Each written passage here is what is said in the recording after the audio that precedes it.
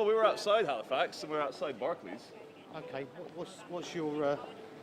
It's related to the TUC march on Saturday in London, and it's kind of he's a film student, and I'm I don't know what it is, activist, and it's about raising people's attention about the banking bailouts and about how we're all slaves and victims. So what it is also is creating a bit of a theatre, a bit of a scene, a bit of fun.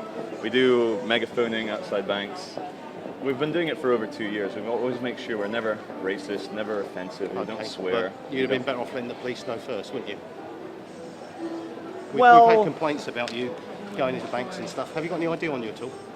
I prefer not to give any ID. Well, there's two ways we can do it. I can arrest you under Section 50 of the Reform Act because you've been acting in an antisocial behaviour manner, and I can arrest you if you fail to give me your details. So, Section 50 of the... what? you've been acting in an antisocial behaviour manner. But I haven't acted in an antisocial behaviour manner. The reason then that's been given to me, I believe that you have. How's that? If you'd like, Mr. Adams, you can watch the footage. Every time we got asked to leave an institution, we left. We haven't actually... also another thing as well, if you'd like to check any of the CCTV footage, no megaphone was used in any bank, only in public areas. And we did the research. Okay, yeah, no, it's someone else. Justice Holland in the High Court 2005. If we just want to stand over here, I'll just... Just move to one Justice side. Holland in the High Court in 2005, because we've done the research. It was in the High Court in terms of amplified protest, and it's fully legal as long as you're neither offensive or harassing to an individual, which we never are.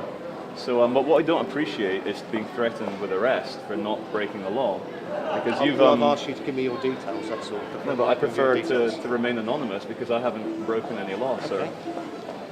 We'll soon find out. Perhaps you'd like to show me the footage that you've done?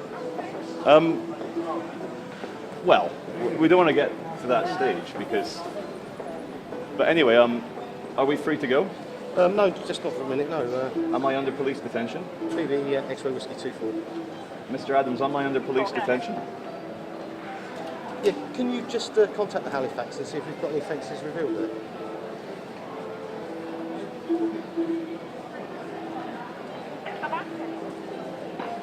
Mr. Adams, am I under police detention? You're not under police detention at the moment, no. Okay, so I'm free to go.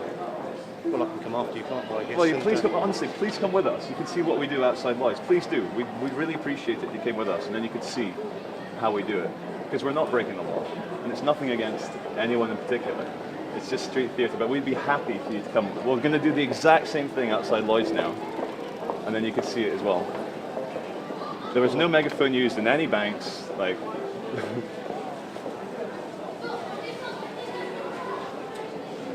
Okay, please come with us, please.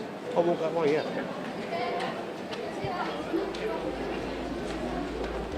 Okay, this is because Cambridge is a small place and this stuff doesn't happen every day. In somewhere like London, this is probably par for the course that protesters and megaphone.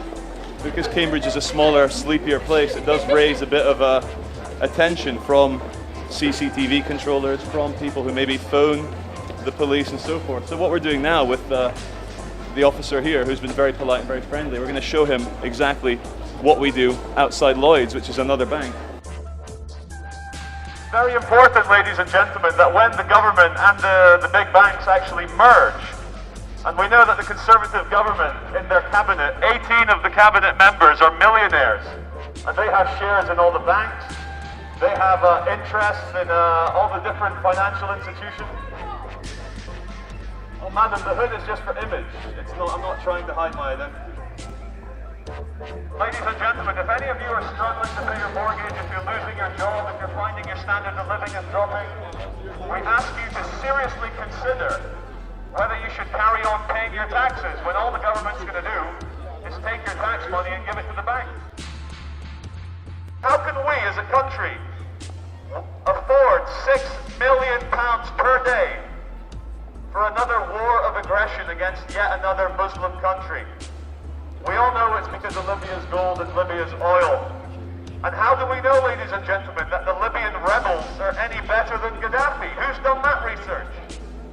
How do we know that the rebels in the east of Libya are actually nicer than Gaddafi? Are we not killing dictator? I don't know, because the media is not telling us. Ladies and gentlemen, I try and lead by example. I don't have a mortgage, I don't pay tax. Perhaps it's because I don't earn enough. But maybe, ladies and gentlemen, just maybe,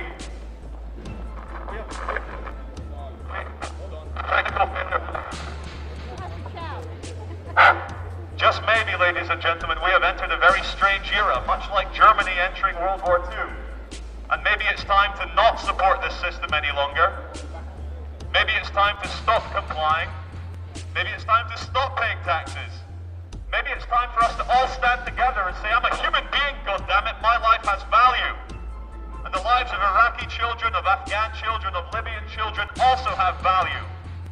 So if my government and your government, the British government, cannot be trusted with money, cannot be trusted to let banks fail when they mess up, when they cannot be trusted to not invade another country, it's time for us to wash our hands of that government, to say, you no longer represent me, George Osborne, David Cameron, Nick Clegg. I have nothing to do with you. When you are cutting free education, the foundation of any civilized country is free education for the young.